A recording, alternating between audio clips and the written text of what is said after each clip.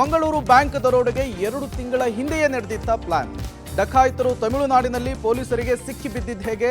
ಕಾರಿನ number plate ಬದಲಾಯಿಸಿದ್ರು, ಮಾಲೀಕನ ವಿಳಾಸವನ್ನ ಪತ್ತೆ ಹಚ್ಚಿದ ಹೇಗೆ? ಕಾಫಿ ನಾಡಿನ ಜನರಿಗೆ ಮುಸುಕುದಾರಿ ಗ್ಯಾಂಗ್ನ ಆತಂಕ.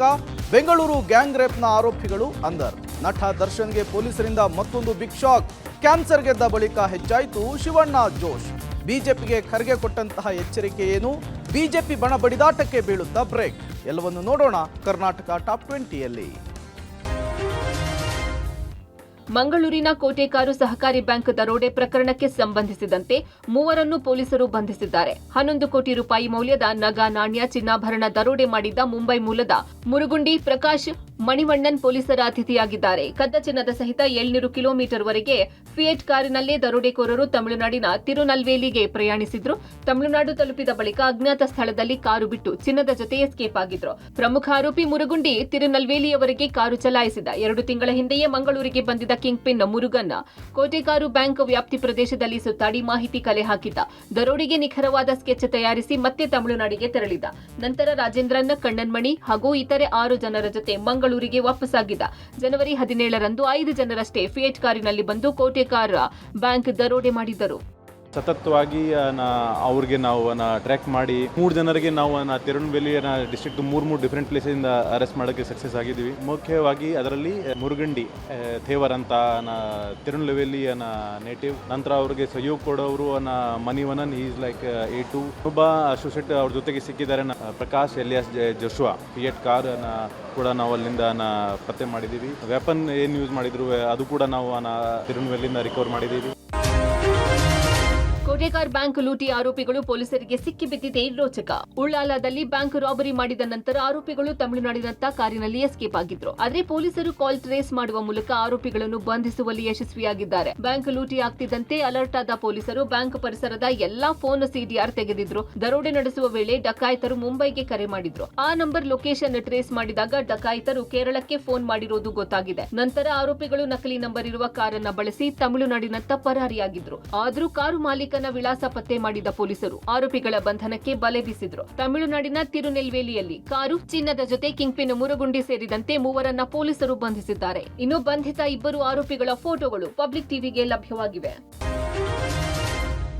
ಬಸ್ಗಾಗಿ ಕಾಯುತ್ತಿದ್ದ ಮಹಿಳೆ ಮೇಲೆ ಸಾಮೂಹಿಕ ಅತ್ಯಾಚಾರ ನಡೆಸಿ ಚಿನ್ನಾಭರಣ ಕಳ್ಳತನ ಮಾಡಿದ್ದ ಪ್ರಕರಣಕ್ಕೆ ಸಂಬಂಧಪಟ್ಟಂತೆ 2 ಆರೋಪಿಗಳನ್ನ ಪೊಲೀಸರು ಬಂಧಿಸಿದ್ದಾರೆ. ಗಣೇಶ್, ಶರವಣ ಬಂಧಿತ ಆರೋಪಿಗಳಾಗಿದ್ದಾರೆ. 2 ಕೀಚಕರು ಕೆಆರ್ ಮಾರ್ಕೆಟ್ನಲ್ಲಿ ಕೂಲಿ ಕೆಲಸ ಮಾಡಿಕೊಂಡಿದ್ರು ಅಂತ ಪೊಲೀಸ್ ಮೂಲಗಳು ತಿಳಿಸಿವೆ. ಕಳೆದ ಭಾನುವಾರ ಮಧ್ಯರಾತ್ರಿ 11:30 ವೇಳೆಗೆ ತಮಿಳುನಾಡಿನಿಂದ ಬಂದ ಮಹಿಳೆ ಯಲಹಂಕಕ್ಕೆ ತೆರಳೋಕೆ ಕೆಆರ್ ಮಾರ್ಕೆಟ್ ಬಳಿ ಬಸ್ಗಾಗಿ ಕಾಯುತ್ತಿರುವಾಗ ಅತ್ಯಾಚಾರವೆಸಗಲಾಗಿತ್ತು. ಯಲಹಂಕ ಕಡೆಗೆ ಬಸ್ ಬರದ ಕಾರಣ ಬಸ್ ಎಲ್ಲಿ ಬರುತ್ತೆ ಅಂತ ಮಹಿಳೆ ದುಷ್ಕರ್ಮಿಗಳನ್ನ ವಿಚಾರಿಸಿದ್ದಾಳೆ. ಬಸ್ ಬರುವ ಜಾಗ ತೋರಿಸುತ್ತೇವೆ ಅಂತ ಬಸ್ ನಿಲ್ದಾಣದ ಸಮೀಪದಲ್ಲೇ ಇರುವ ಗೋಡೌನ್ ಸ್ಟ್ರೀಟ್ಗೆ ಕರೆದೊಯ್ದು ಅತ್ಯಾಚಾರ ಮಾಡಿದ್ದಾರೆ. ಅತ್ಯಾಚಾರ ಮಾಡಿ ಮಹಿಳೆಯ ಮೇಲಿದ್ದ ಆಭರಣಗಳನ್ನ ದೋಚಿ ಪರಾರಿಯಾಗಿದ್ದಾರೆ. ಸಂತ್ರಸ್ತೆ ಮಹಿಳೆ ಬೆಂಗಳೂರಿನ ಕೇಂದ್ರ ವಿಭಾಗದ ಮಹಿಳಾ ಠಾಣೆಗೆ ದೂರು ಕೊಟ್ಟಿದ್ದಾರೆ. ಪ್ರಕರಣ ದಾಖಲಿಸಿಕೊಂಡಿದ್ದ ಪೊಲೀಸರು 2 ವಿಶೇಷ ತಂಡಗಳನ್ನು ರಚಿಸಿ ಕಾಮುಕರಿಗೆ ಹೆಡೆಮುರಿ ಕಟ್ಟಲು ಬಲೆ ಬೀಸಿದ್ದರು. ಪ್ರಕರಣದ ಕುರಿತು ಪ್ರತಿಕ್ರಿಯಿಸಿದ ಸಿಎಂ ಸಿದ್ದರಾಮಯ್ಯ, ರಾಜ್ಯದಲ್ಲಿ ಕಾನೂನು ಸುವ್ಯವಸ್ಥೆ ಹದಗೆಟ್ಟಿಲ್ಲ. ಸಮಾಜಘಾತುಕ ಶಕ್ತಿಗಳು ಇಂತಹ ಕೆಲಸ ಮಾಡುತ್ತವೆ. ಈ ಬಗ್ಗೆ ಸೀರಿಯಸ್ ಆಗಿ ಕ್ರಮ ಕೈಗೊಳ್ಳುತ್ತೇವೆ ಎಂದರು. ಬಿಜೆಪಿ ಅವ್ರ ಕಾಲದಲ್ಲಿ ಯಾವುದೂ ರೇಪೇ ಆಗಿರಲಿಲ್ಲ. ರೇಪ್ ಆಗಬಾರದು, ಮಹಿಳೆಯರಿಗೆ ರಕ್ಷಣೆ ಸಿಗಬೇಕು. ಬಟ್ ಸಮಾಜದಲ್ಲಿ ಸಮಾಜಘಾತಕ ಶಕ್ತಿಗಳು ಇಂಥ ಕೆಲಸ ಎಲ್ಲ ಮಾಡ್ತಾರೆ. ಅವ್ರ ಮೇಲೆ ಸೀರಿಯಸ್ ಆಗಿ ಕ್ರಮ ತಗೋತೀವಿ. ರೇಣುಕಾಸ್ವಾಮಿ ಕೊಲೆ ಕೇಸ್ನಲ್ಲಿ ಜಾಮೀನಿನ ಮೇಲೆ ಬಿಡುಗಡೆಯಾಗಿರುವ ನಟ ದರ್ಶನ್ಗೆ ಪೊಲೀಸರು ಮತ್ತೊಂದು ಶಾಕ್ ಕೊಟ್ಟಿದ್ದಾರೆ. ಬೆಂಗಳೂರಿನ ಆರ್ಆರ್ ನಗರದ ಪೊಲೀಸರಿಂದ ನಟ ದರ್ಶನ್ಗೆ ನೋಟಿಸ್ ಕೊಟ್ಟರು. ದರ್ಶನ್ ವಿರುದ್ಧ ಗಂಭೀರ ಪ್ರಕರಣ ಇರೋದ್ರಿಂದ ಕೇಸ್ ಮುಗಿಯೋ ತನಕ ಗನ್ ಲೈಸೆನ್ಸ್ ಅಮಾನತಿನಲ್ಲಿ ಇಡೋದಕ್ಕೆ ಪೊಲೀಸರು ಸೂಚಿಸಿದರು. ಆದರೆ ಈ ಡಿಸಿಪಿ ನೋಟಿಸ್ಗೆ ಉತ್ತರಿಸಿದ್ದ ದರ್ಶನ್, ನನ್ನ ಗನ್ ಲೈಸೆನ್ಸ್ ರದ್ದು ಮಾಡುವ ಪ್ರಮೇಯವೇ ಬರಲ್ಲ ಅಂತ ತಿಳಿಸಿದ್ರು. ನಾನು ಸೆಲೆಬ್ರಿಟಿ ಆಗಿದ್ದೀನಿ, ನಾನು ಯಾವುದೇ ಷರತ್ತು ಉಲ್ಲಂಘಿಸಿಲ್ಲ. ನಾನು ಕಾನೂನಾತ್ಮಕವಾಗಿ ಜಾಮೀನು ಪಡ್ಕೊಂಡಿದ್ದೀನಿ. ಕೋರ್ಟ್ ಅನುಮತಿ ಮತ್ತು ಷರತ್ತು ಪಾಲನೆ ಮಾಡ್ತಾ ಇದ್ದೀನಿ. ಅಲ್ಲದೆ ನನ್ನ ಗನ್ನನ್ನು ಮಿಸ್ಯೂಸ್ ಮಾಡ್ಕೊಳ್ಳಲ್ಲ ಅಂತ ದರ್ಶನ್ ಉತ್ತರಿಸಿದ್ರು. ಆದರೆ ಇಂದು ಬೆಳಗ್ಗೆ ಪೊಲೀಸ್ ಕಮಿಷನರ್ ಆದೇಶದ ಮೇರೆಗೆ ವಿಜಯಲಕ್ಷ್ಮಿ ಮನೆಯಲ್ಲಿದ್ದ ಗನ್ನನ್ನು ಪೊಲೀಸರು ಸೀಸ್ ಮಾಡಿದ್ದಾರೆ. ಈ ಗನ್ ಲೈಸೆನ್ಸ್ ಏನಿತ್ತು ಅದು ಆ ವ್ಯಕ್ತಿ ಅಪರಾಧ ಪ್ರಕರಣದಲ್ಲಿ ಭಾಗಿಯಾಗಿರೋದ್ರಿಂದ ಅವರಿಗೆ ನೋಟಿಸನ್ನು ಕೊಡಲಾಗಿತ್ತು ಮತ್ತು ಆ ನೋಟಿಸ್ಗೆ ಅವರು ರಿಪ್ಲೈಯನ್ನು ಕೊಟ್ಟಿತ್ತು. ಅದರ ಆಧಾರದ ಮೇಲೆ ಈ ಲೈಸೆನ್ಸಿಂಗ್ ಅಥಾರಿಟಿ ಆಗಿರ್ತಕ್ಕಂಥ ನಾನು ಕಮಿಷನರ್ ಆಗಿ ಈಗ ಆ ಲೈಸೆನ್ಸನ್ನು ತಾತ್ಕಾಲಿಕವಾಗಿ ಸಸ್ಪೆಂಡ್ ಮಾಡಲಾಗಿದೆ. ಕ್ಯಾನ್ಸರ್ನಿಂದ ಸಂಪೂರ್ಣ ಗುಣಮುಖರಾಗಿರುವ ನಟ ಶಿವರಾಜ್ ಕುಮಾರ್ ಇದೀಗ ಅಮೆರಿಕದಲ್ಲಿ ರಿಲ್ಯಾಕ್ಸ್ ಮೂಡ್ನಲ್ಲಿದ್ದಾರೆ. ಮಿಯಾಮಿಯಲ್ಲಿ ಸ್ನೇಹಿತರ ಮನೆಯಲ್ಲಿ ಭೇಟಿ ಕೊಟ್ಟಂತಹ ಶಿವಣ್ಣ ಸರಳವಾಗಿ ಪಾರ್ಟಿ ಮಾಡಿದ್ದಾರೆ. ಕೆಲವೇ ದಿನಗಳಲ್ಲಿ ಭಾರತಕ್ಕೆ ವಾಪಸ್ಸಾಗಲಿರುವ ಶಿವಣ್ಣ ಆಪ್ತರ ಜೊತೆಗೆ ಭೋಜನಕೂಟದಲ್ಲಿ ಭಾಗಿಯಾಗಿದ್ದಾರೆ. ಈ ವೇಳೆ ರಾಜ್ಕುಮಾರ್ ಹಿಟ್ ಹಾಡು ಆಕಾಶವೇ ಬೀಳಲಿ ಮೇಲೆ, ನಾನಿಂದು ನಿನ್ನವನು ಹಾಗೂ ಮುತ್ತಣ್ಣ ಪಿಪಿ ಊದುವ ಹಾಡು ಹಾಡಿ ಶಿವಣ್ಣ ರಂಜಿಸಿದ್ದಾರೆ. ಮಿಯಾಮಿಯಲ್ಲಿ ತಮ್ಮನ್ನ ನೋಡಿಕೊಂಡ ಆಪ್ತರ ಜೊತೆಗೆ ಭಾವುಕ ಮಾತುಗಳನ್ನಾಡಿದ್ದಾರೆ. ಜನವರಿ 26ನೇ ತಾರೀಕು ಶಿವಣ್ಣ ಬೆಂಗಳೂರಿಗೆ ವಾಪಸ್ಸಾಗಲಿದ್ದಾರೆ.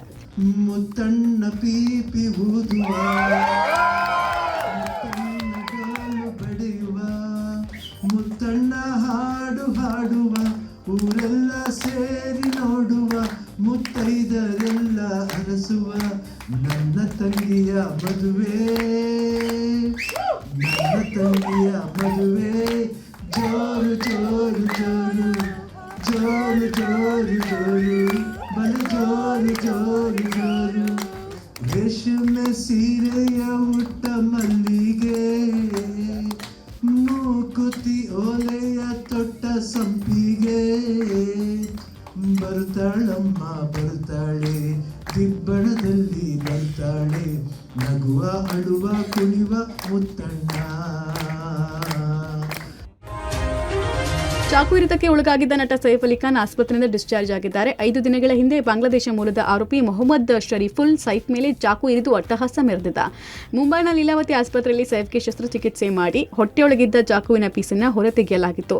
ಇದೀಗ ಸಂಪೂರ್ಣವಾಗಿ ಚೇತರಿಸಿಕೊಂಡಿರುವ ಸೈಫ್ ಆಸ್ಪತ್ರೆಯಿಂದ ಬಿಡುಗಡೆಯಾಗಿದ್ದಾರೆ. ಆದರೆ ಕೆಲ ದಿನಗಳ ಕಾಲ ಮನೆಯಲ್ಲೇ ವಿಶ್ರಾಂತಿ ಪಡೆಯುವಂತೆ ಸೈಫ್ಗೆ ವೈದ್ಯರು ಸೂಚಿಸಿದ್ದಾರೆ.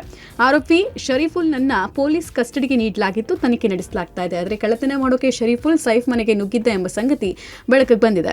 6 ತಿಂಗಳ ಹಿಂದೆ ಬಾಂಗ್ಲಾದಿಂದ ಮುಂಬೈಗೆ ಬಂದಿದ್ದ ಆರೋಪಿ ಹೌಸ್ ಕೀಪಿಂಗ್ ಕೆಲಸ ಮಾಡ್ತಿದ್ದ. ಹಾಗೆ ಆರೋಪಿಯಿಂದ ಇಂದು ಸ್ಥಳ ಮಹಜರ್ ಮಾಡಲಾಗಿದೆ. ಮಾಜಿ ಸಂಸದ ಡಿಕೆ ಸುರೇಶ್ ಹೆಸರೇಳಿಕೊಂಡು ಕೋಟಿ ವಂಚನೆ ಮಾಡಿರೋ ಐಶ್ವರ್ಯ ಗೌಡ ವಿರುದ್ಧ ಮತ್ತೊಂದು ದೂರು ದಾಖಲಾಗಿದೆ. ಮಂಡ್ಯದ ಪಶ್ಚಿಮ ಪೊಲೀಸ್ ಠಾಣೆಯಲ್ಲಿ ಭಾಗ್ಯಮ್ಮ ಅನ್ನೂರು ಎಫ್ಐಆರ್ ದಾಖಲಿಸಿದ್ದಾರೆ. 2017ರ ಜನವರಿಯಲ್ಲಿ ರಿಯಲ್ ಎಸ್ಟೇಟ್ ಹಾಗೂ ಚೀಟಿ ವ್ಯವಹಾರ ಮಾಡೋದಾಗಿ ಬರೋಬ್ಬರಿ 33 ಲಕ್ಷ ಹಣ ಹಾಗೂ 266 ಗ್ರಾಂ ಒಡವೆಗಳನ್ನ ಚಾಮುಂಡೇಶ್ವರಿ ನಗರದ ನಿವಾಸಿ ಭಾಗ್ಯರಿಂದ ಐನಾತಿ ಐಶ್ವರ್ಯ ಪಡೆದುಕೊಂಡಿದ್ಲು. 1 ಲಕ್ಷಕ್ಕೆ 10% ಬಡ್ಡಿ ಕೊಡೋದಾಗಿ ಐಶ್ವರ್ಯ ದೋಖಾ ಮಾಡಿದ್ದಾಳೆ. ಈ ಹಿನ್ನೆಲೆ ನವ್ಯಶ್ರೀ ಅಲಿಯಾಸ್ ಐಶ್ವರ್ಯ ಗೌಡ, ಪತಿ ಹರೀಶ್, ಸಹೋದರ ಮಂಜುನಾಥ್ ಹಾಗೂ ಯಶವಂತ್ ಅನ್ನೋರ ವಿರುದ್ಧ ಭಾಗ್ಯಮ್ಮ ದೂರು ಕೊಟ್ಟಿದ್ದಾರೆ.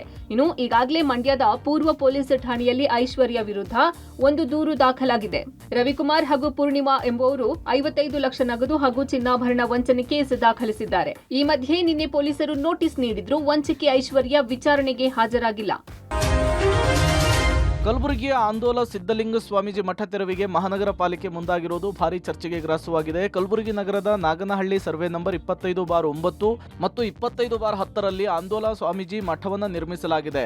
ಆದರೆ ಸೆಟ್ ಬ್ಯಾಕ್ ಬಿಟ್ಟಿಲ್ಲ ಅಂತ ಹೇಳಿ ಹೈಕೋರ್ಟ್ ಆದೇಶದಂತೆ ಮಠ ತೆರವಿಗೆ ಮಹಾನಗರ ಪಾಲಿಕೆ ಅಧಿಕಾರಿಗಳು ಮುಂದಾಗಿದ್ದಾರೆ. ಮಠ ತೆರವು ಮಾಡಲಿಕ್ಕೆ ಜೆಸಿಬಿ ತಂದು ನಿಲ್ಲಿಸ್ತಾ ಇದ್ದಂತೆ ಸ್ವಾಮೀಜಿಯಿಂದ ವಿರೋಧ ವ್ಯಕ್ತವಾಗಿದೆ. ಈ ವೇಳೆ ಸಚಿವ ಪ್ರಿಯಾಂಕ್ ಖರ್ಗೆ ವಿರುದ್ಧ ಆಂದೋಲ ಸಿದ್ದಲಿಂಗ ಸ್ವಾಮೀಜಿ ಕಿಡಿಕಾರಿದ್ದಾರೆ. ಹೈಕೋರ್ಟ್ ನಮ್ಮ ಮಠದ ಕಟ್ಟಡವನ್ನ ಮಾತ್ರ ತೆರವು ಮಾಡಿ ಅಂತ ಹೇಳಿಲ್ಲ, ಎಲ್ಲ ಅನಧಿಕೃತ ಕಟ್ಟಡ ತೆರವು ಮಾಡಿ ಅಂತ ಹೇಳಿದೆ. ಆದರೆ ಜಿಲ್ಲಾ ಉಸ್ತುವಾರಿ ಸಚಿವರು ಸೈಡಿನ ರಾಜಕಾರಣ ಮಾಡ್ತಿದ್ದಾರೆ. ಹೈಕೋರ್ಟ್ ಆದೇಶಕ್ಕೆ ಬೆಲೆ ಕೊಟ್ಟು ನಾವು ತೆರವು ಮಾಡ್ತಿದ್ದೇವೆ. ಕೆಎಂಸಿ ಆಕ್ಟ್ ನಡಿ ಸಕ್ರಮ ಮಾಡುವುದಕ್ಕೆ ಅವಕಾಶವಿತ್ತು, ಆದರೆ ಖರ್ಗೆ ಮನೆ ನಿರ್ಮಾಣ ಅತಿಕ್ರಮಣ ಆಗಿದೆ ಅಂತ ಹೇಳಿ ದೂರು ಕೊಟ್ಟ ನಂತರ ಸೈಡಿನ ರಾಜಕಾರಣ ಮಾಡಲಾಗ್ತಿದೆ ಅಂತ ಆರೋಪಿಸಿದ್ರು. ಸೆಟ್ ಬ್ಯಾಕ್ ಬಿಟ್ಟಿಲ್ಲ ಅನ್ನುವಂಥ ಒಂದು ನೋಟಿಸನ್ನು ನಮಗೆ ಕೊಟ್ಟರು. ಇಲ್ಲಿಯ ಸಚಿವರ ವಿರುದ್ಧ ನಾವು ಹೋರಾಟ ಪ್ರಾರಂಭ ಮಾಡಿದ ಮೇಲೆ ಒಂದೇ ವಾರದಲ್ಲಿ ನಿಮ್ಮ ಕಟ್ಟಡವನ್ನು ಯಾಕೆ ಡೆಮಾಲಿಷ್ ಮಾಡಬಾರ್ದು ಅಂತ ಮತ್ತೊಂದು ನೋಟಿಸ್ ಕೊಟ್ಟರು. ಅದರ ಪ್ರಯುಕ್ತ ಇವತ್ತು ಅವ್ರು ಬಂದಿದ್ದರು, ಅವರು ಡೆಮಾಲಿಷ್ ಮಾಡ್ಲಿಕ್ಕತ್ತಿದ್ರು. ಅದರ ನಾವು ನ್ಯಾಯಾಲಯದ ಒಂದು ಆದೇಶವನ್ನು ಗೌರವಿಸಿ ಇವತ್ತು ಸ್ವತಃ ನಾವೇ ಅದನ್ನು ಅವರು ಸೂಚಿಸಿರುವಂತಹ ಭಾಗವನ್ನು ರಿಮೂವ್ ಮಾಡ್ಕೊಳ್ತಾ ಇದ್ದೀವಿ.